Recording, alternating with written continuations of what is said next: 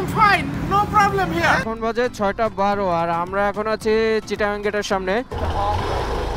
এত সাউন্ড নাকি? আমি এত সাউন্ড দিব না। ব্লগ তুমি নষ্ট করো, আমার ব্লগ তুমি নষ্ট করো না। ওকে ব্রো, আমাদের আসার কথা ছিল 12টায়, এখন বাজে 9:37। তো এইটা হলো গিয়া Kaptai lake. Hello guys, welcome to my YouTube channel Ghoshda vlogs and আমি ঘোষদা আছি আপনাদের সাথে। তো আজকে আমার জন্য একটা বিশেষ দিন, কারণ আমি যাচ্ছি বান্দরবান, মানে বান্দরবান ট্যুরের জন্য আজকে বাসা থেকে বের হয়েছি। তো ফাইনালি আমরা এখন বান্দরবান যাচ্ছি, আর ভাই ব্রাদার সব আমরা গড়িয়ার পাড়ে ওয়েট করতেছি। এই যে mister blogger, hi bro. Koushik ভাই, হাই ব্রো। পিয়াল ভাই, এই যে বড় লোকস, অ্যানাদার বড় লোকস। আর এই তো এই সবচেয়ে বড় লোক হলো এই, তার শাস্তিই বলে যে তিনি কত বড় লোক। যে এখন আমরা ফেরিঘাট যাব, চাঁদপুর ফেরিঘাট থেকে আমরা বান্দরবানের উদ্দেশ্যে রওনা করব, এবং এখন বাজে অলরেডি 4:04 বাজে, বিকাল 4:04।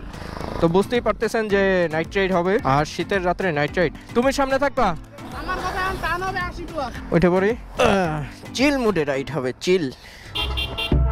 And I've been chillin', watching the ocean with you, baby, up with a slow motion crew, and we up in our clouds when people change. আমরা বরিশাল থেকে রওনা দিয়ে এখন বাজে 5:18, আর এখন আমরা মাদারীপুর আছি। আমি রাস্তার খুব একটা ভিউ দেখাচ্ছি না, কারণ বরিশাল থেকে চাঁদপুর কুমিল্লা পর্যন্ত মোটামুটি আমার চ্যানেলে এর আগে সাজেক যাওয়ার সময় বেশ কয়েকটা ভিডিওতে আমার এই রাস্তাটা দেখানো আছে। তো এই জন্য আমি আসলে ওই শটগুলো নিতেছি না। তো আমরা কুমিল্লা পৌঁছানোর পরে হয়তোবা কিছু শট নিব, আর এখন মূলত হলো গিয়ে রাত্র হয়ে যাবে, খুব একটা লাইটও থাকবে না, সেজন্য আমি শটগুলো নিতেছি না। তো আশা করি রাইডটা এনজয় হবে এবং সাবধানে যেতে পারবো। আমরা এখানে জাস্ট একটু বিরতি নেওয়ার জন্য ফেনীতে দাঁড়াইছি, আর এখন আমরা আবার ফেনী থেকে রওনা দেব। অনুভূতি কি?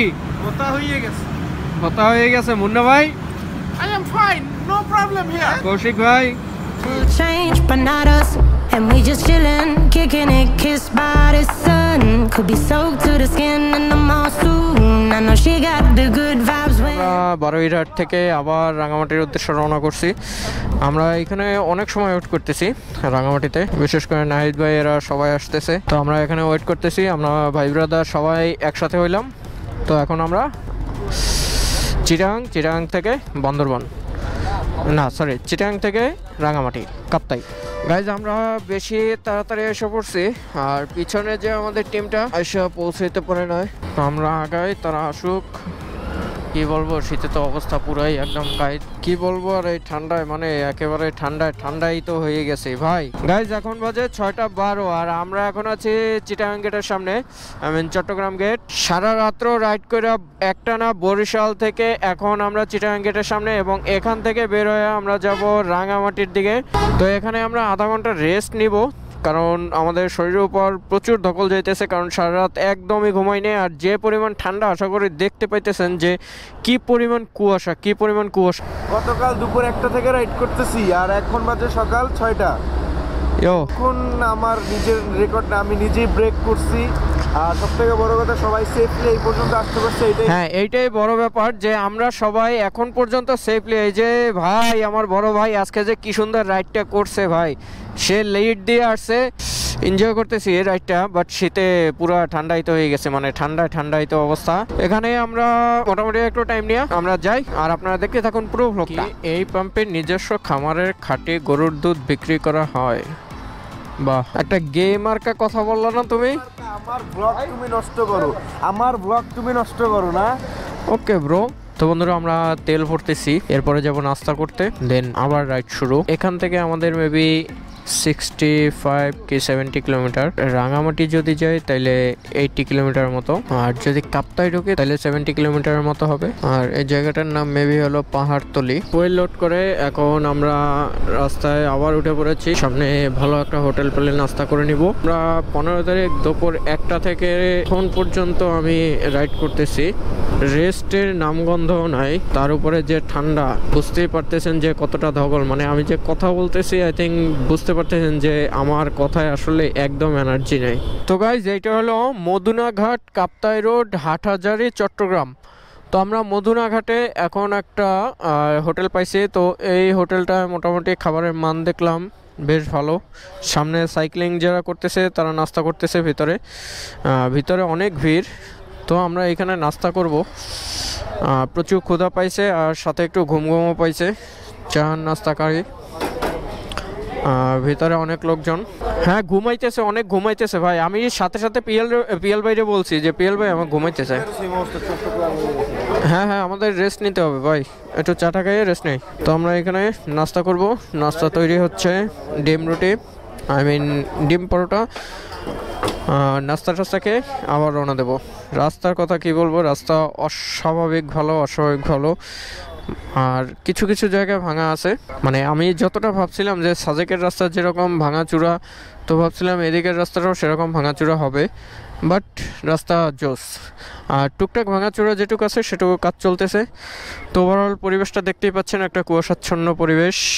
তো বন্ধুরা আমরা নাস্তাকে আবার রওনা দিলাম। আর কুয়াশায় জাস্ট 100 হাত দূরের কিচ্ছু দেখা যাচ্ছে না। আই থিঙ্ক আপনারা দেখতে পাচ্ছেন যে দূরের ওই জায়গাটা টোটালি সাদা, এবং সাইডের কথা আর কি বলবো। আর রাস্তাটা বেশ ভালো না, খুবই ভালো। ও মাই গড, এত ফগ। আর এই রোডে এত পরিমাণ সিএনজি যে আসলে কল্পনার বাইরে। ওভারটেক করতেই মনে করেন রিস্কি একটা বিষয়। কোনো টানাটানি নেই, জাস্ট সিম্পলের ভেতর গর্জিয়াস করে টানা হচ্ছে। তো বন্ধুরা আজকে তো 16ই ডিসেম্বর, তো বিজয় মাসের সাইকেল র্যালি চলতেছে, দেখতেই পাচ্ছেন। বাহ, সুন্দর, খুবই সুন্দর। আসলে দেখে সব জিনিস দেখে অনেক ভালো লাগে। রৌদ্র উঠতেছে আর কুয়াশাটাও একটু কমবে আশা করি, কারণ যে কুয়াশা জাস্ট 50 হাত দূরের সামনে কিছু দেখা যাচ্ছে না। রোদটা উঠলে তো একটু কমার কথাই। সামনে স্পিড ব্রেকার। চট্টগ্রাম প্রকৌশল ও প্রযুক্তি বিশ্ববিদ্যালয়। ওয়াও ম্যান, কি সুন্দর দৃশ্য দেখেন। একদিকে রোদ আর একদিকে কুয়াশা, মানে খুব সুন্দর একটা দৃশ্য। কিন্তু আর রাস্তাটাও জোস, আমার কাছে কিন্তু খুব ভালো লাগতেছে।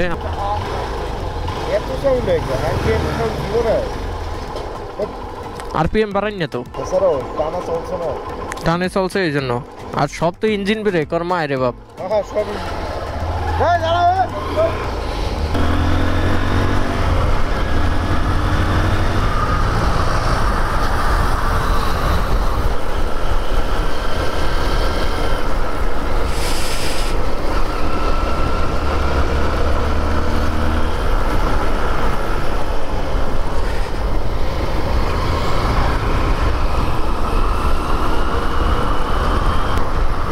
দিছিল এইমাত্রই মাইরা।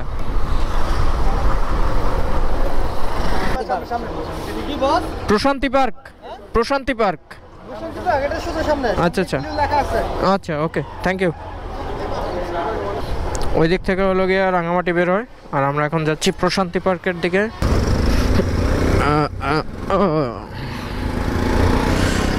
ওটা কি সেতু ভেঙে পড়ছে? ও মাই গড।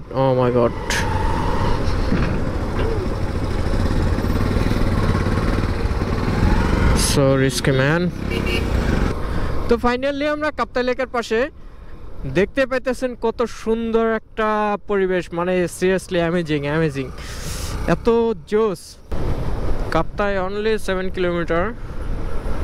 কর্নারিং করার কোনো এনার্জি পাইতেছি না, মানে কি করব আমি এই রাস্তায় যদি কর্নারিং না করি, হাই স্পিড কর্নারিং না করলে কেমন লাগে। সামনে ভদ্রলোকেরা রাস্তা পার হচ্ছে, দেখছেন কত সুন্দর ডিসিপ্লিন। ওই দূরের ওই যে গাছের সাইডটা দেখতে পাইতেছেন, ভিউটা দেখেন। ডান পাশে লেক, বাম পাশে পাহাড়, আর সাথে তো কর্নারিং আছে।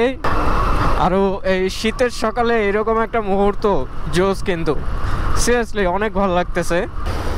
তো ফাইনালি আমাদের ডেস্টিনেশনে প্রশান্তি পার্ক পিকনিক স্পটে আমরা চলে আসছি। আর আমাদের আজকে হোটেল বুক করা হলো প্রশান্তি পার্কে। ফিলিংস কেমন? গা ব্যথা করতেছে তো যাই ভিতরে যেয়ে কথা বলি, কারণ আমরা আমাদের রিপোর্টিং টাইমের অনেক আগে আসছি। আমাদের আসার কথা ছিল 12টায়, এখন বাজে 9:37। প্রশান্তি পার্ক অ্যান্ড পিকনিক স্পট।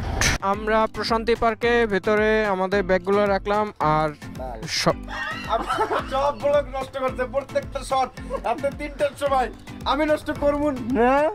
না ওই যেটা বলছে ওখানে বিপ দেওয়া হবে টুটুট। প্লিজ সাবাকারা বাইতেন হোয়াটএভার কি ইংলিশ কইছে এটার বাংলা কও। সাবস্ক্রাইবার বাংলা মানে কি? আমাদের রাত্রে এখানে আজকে বারবিকিউ হবে। জিনিসটা এখন খালি লাগতেছে, বাট রাত্রে এটাকে জ্বলন্ত মনে হবে, আপনাদের দেখাবো। আর ভিতরে আমাদের ব্যাগগুলো রাখছি। এখানে তো টেন্টগুলো তৈরি হচ্ছে যে আমাদের রাতের থাকার জন্য। আমরা মোটামুটি 8 জনে 4টা টেন্ট নিছি, আর সামনেও ঘুরে দেখাচ্ছি। তো এইটা হলো গিয়া কাপ্তাই লেকের সাথে যে নদীটা গেছে, আমরা প্রশান্তি পার্কের সাইড থেকে যে ভিউটা নিচ্ছি। তো জোস একটা সিনারি। আর দেখতে পাচ্ছেন যে এই টেন্টগুলোতে হলো গিয়ে আমাদের রাতের থাকার জায়গা করা হয়েছে, 4টা টেন্ট। আর ওইখানে কায়াকিং ব্যবস্থা আছে। জাস্ট অনেক সুন্দর একটা জায়গা, রিল্যাক্স করার জন্য বেস্ট একটা প্লেস।